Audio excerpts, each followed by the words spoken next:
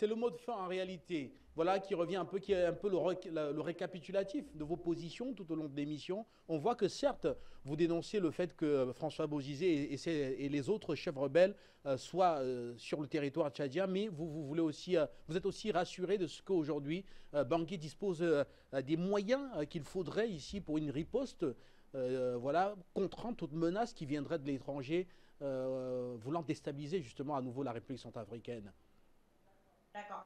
Mon mot de fin en tant que citoyenne, ce serait de dire au Tchad de continuer à prendre soin de vos idées durant ces dernières heures de vie et de ne pas essayer de nous titiller parce que ça pourrait lui coûter.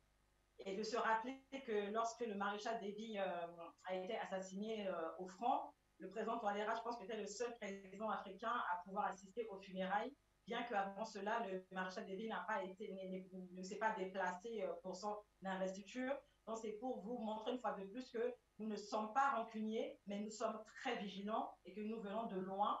Avoir un président comme Touadéra aujourd'hui à la tête du pays, un bâtisseur comme lui, est une chance que nous devons saisir.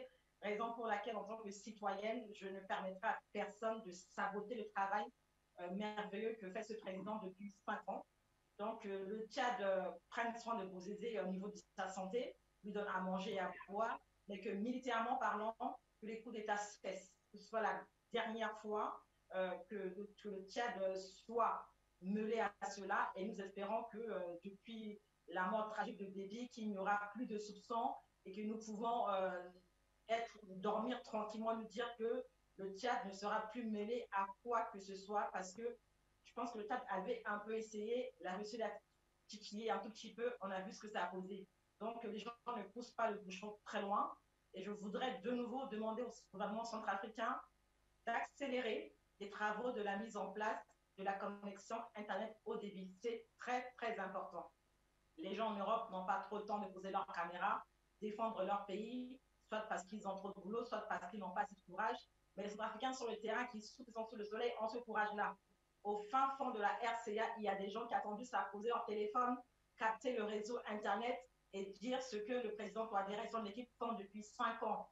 Donner la possibilité aux Sud-Africains, dans les 4 coins du pays, à avoir accès à Internet. Et vous verrez que cette guerre de communication ou asymétrique-là, est une guerre qui est intéressante et qui a plus de personnes pour le camp du bien, du camp du président Touadéra, que les petits qui piquent à l'œil, là, de temps en temps, dans leurs petites vidéos, là, à quelques vues.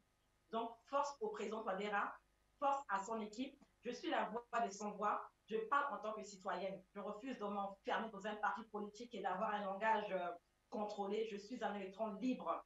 Donc, je vous remercie pour l'occasion que vous m'offrez pouvoir le dire haut et fort ce soir. Merci beaucoup. Singila, Mingi Mingi. Marie Poto Ramadan.